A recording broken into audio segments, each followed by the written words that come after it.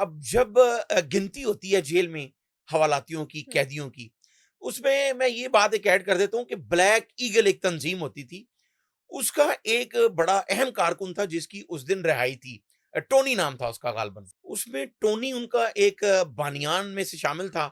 उसकी रिहाई का दिन था, तो वहाँ पे बड़ा जी शोर-शराबा था। तो उसी वो सारे सिनेरियो में हुँ, अब्दुल करीम उर्फ बम्बोवाला वो भी वहाँ से निकल जाता है। सही। वहाँ से निकलने के बाद अब थरथली मच जाती है। अब सोचने वाली बात ये है कि कैप्टन ज़ुबैर जो एसपी सिटी को वो ये कह के जाता है कि मैं आपके वो उन 3 मुलाज़िमीन को जिन्होंने मुझे पकड़ा था नवाकोट की जुरिसडिक्शन से, हुँ, उनको मैं मार दूँगा और आपकी गाड़ी के साथ बम लगाऊँगा। हुँ, जब वो जेल से भागता है, तो कुछ ही देर बाद, कुछ दिन बाद जो नवाकोट का एएसआई समर जिसने उसको गिरफ्तार किया था, उसकी लाहौर कज़ाफ़ी स्टेडियम के पास से लाश बरामद होती है। अब पुलिस जो हुँ, है वो परेशान हो जाती है, हिसास इदारे इन्वॉल्व हो जाते हैं कि जी हमने इसको जो है वो पकड़ें फौरी, ये कहाँ है? और पूरे चारों सूबों की जो पुलिस है, हुँ, उस पे इनाम रख देती है। 70 से 80 लाख रुपया उसकी दोबारा पकड़े जाने पर उसका इनाम मुकर्रर कर दिया जाता है कि जो पुलिस अफ़सर इसको पकड़े या कोई भी इसको पकड़वाए, तो उसको इतना इनाम दिया जाएगा। बहुत से पुलिस अफ़सर जो हैं वो पीछे लग जाते हैं। हुँ, इसी दौरान जो दूसरा कांस्टेबल होता है, 3 मैंने ज़िक्र किया, जिसको 1 धमकी दी थी एएसआई पहले। हुँ, और 2 कांस्टेबल। हुँ, 1 एएसआई की लाश बरामद हो गई। अब दूसरे कांस्टेबल की लाश उसके फ्लैट से मिलती है। अब हुँ, पुलिस और परेशान हो जाती है कि ये तो जो इसने कहा था वही कर रहा है। फिर तीसरी लाश भी बरामद होती है उसके फ्लैट से, कांस्टेबल की। और इतना वो होता है कि उसको अब तक पकड़ा नहीं जा सका। वो पकड़ा नहीं गया अभी तक। अब उसको सपोर्ट कौन कर रहा था? रॉ कर रहा था। उसकी वारदातों के बाद उस दौर में बाय रोड अफ़गानिस्तान जाना बड़ा आसान था। अब तो वो इन्खला का सिस्टम हाँ, भी शुरू हो गया है। बॉर्डर एरिया भी सख्त हो गए हैं। वो वहाँ चला जाता था, वारदात करने के बाद। सही, सही, सही। रॉ उसको मैं बार-बार इसलिए कह रहा हूँ कि अफ़गानिस्तान जैसे मुल्क में भारत ने अपने 15 सफारतखाने क्यों बनाए हुए हैं? वो इसलिए कि वहाँ से वो दहशतगर्दी करवाते हैं, हुँ, असला सप्लाई करते हैं और वहाँ से ही मॉनिटर करते हैं।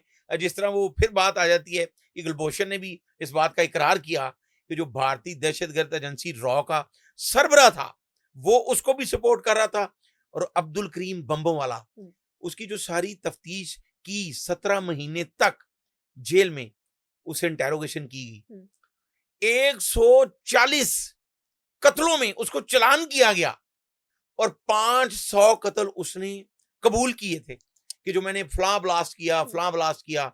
उसकी जब डिटेल बनाई तो पुलिस खुद खौफज़दा हो गई कि ये क्या चीज़ है। अब कैप्टन रिटायर्ड ज़ुबैर जो एसपी सिटी थे हुँ, उस वक़्त, अब उन्हें ये सचमुच खौफ लाहक हो गया कि उसने जो कहा था एक एएसआई और हुँ, 2 कांस्टेबल उसने मार दिए। इसी दौरान कैप्टन ज़ुबैर को एक खत मौसूल होता है सही। और वो अब्दुल करीम बम्बोवालों का खत होता है हुँ, और उसमें लिखा होता है कि जनाब का खादम, ये अल्फाज मैं वो बता रहा हूँ कि जो उस इंटेरोगेशन के दौरान वो खत उस मिसल का हिस्सा बना, हुँ, मैं वो उसके ऊपर जो लिखा हुआ है मैं वो आपको बता रहा एग्ज़ैक्ट हूँ। सेम। हुँ, एग्जैक्टली हुँ, जो हम अपने नाजरीन को बता रहे हैं हुँ, कि खादम जेल से फरार हो गया था और खादम ने, ये खादम का लफ्ज यूज कर रहा है, खादम ने जो कहा था वो पूरा कर दिया। एक एएसआई और 2 कांस्टेबल शहीद कर दिए और खादम ने ही ये कहा था कि आपकी गाड़ी के साथ बम लगाना है और खादम लगाएगा। अच्छा। ये जब लेटर मिलता है कैप्टन रिटायर्ड ज़ुबैर को, तो वो तमाम आला पुलिस अफ़सरान जो हैं, हुँ, उस वक़्त एसएसपी लाहौर थे चौधरी तनवीर। अब ये इस वक़्त तो 6 डिवीज़न है, उस वक़्त सिर्फ़ एक एसपी सिटी होते थे, एक एसपी कैंट होते थे और जिस तरह आज सीसीपी और डीआईजी हैं हुँ, और वो उस वक़्त सिर्फ़ एसएसपी होते थे। चौधरी तनवीर एसएसपी थे, SP city captain retired Zubair और एसपी कैंट थे एक अ नईम, सही। वो एसपी कैंट थे। अब वो सारे मिलके प्लान करते हैं कि ये इसको फौरी पकड़ना चाहिए। इसके पीछे भारतीय दहशतगर्द एजेंसी है, रॉ, जो सारा प्लान करती है हुँ, और ये जिस तरह इसने खत लिखा है, अब जवेरिया ये आपके और नाज़रीन के समझने वाली बात है कि जो वो उसकी हैंड राइटिंग होती है हमारे पास, जो उसने लेटर लिखा होता है, तो जिस तरह हम कोई भी लफ्ज़ लिखते हैं, तो उसमें नुक्ता डालते हैं, वो नुक्ता नहीं डालता था।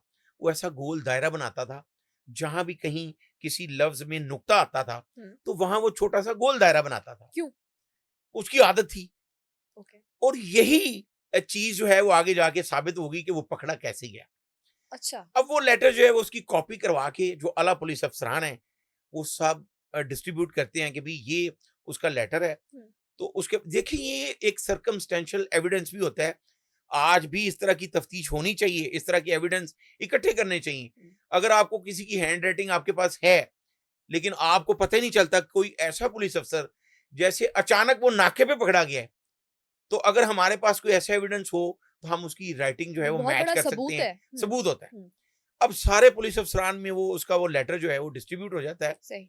और कैप्टन जुबैर जो अपने दौर के बहुत बड़े पुलिस ऑफिसर हुए हैं और हम बाद में बताएंगे वो आईजी रिटायर्ड हुए हैं। ओके। आज वो न्यूयॉर्क में है, अमेरिका का सिटी जो है वो वहां हम्म। पे है।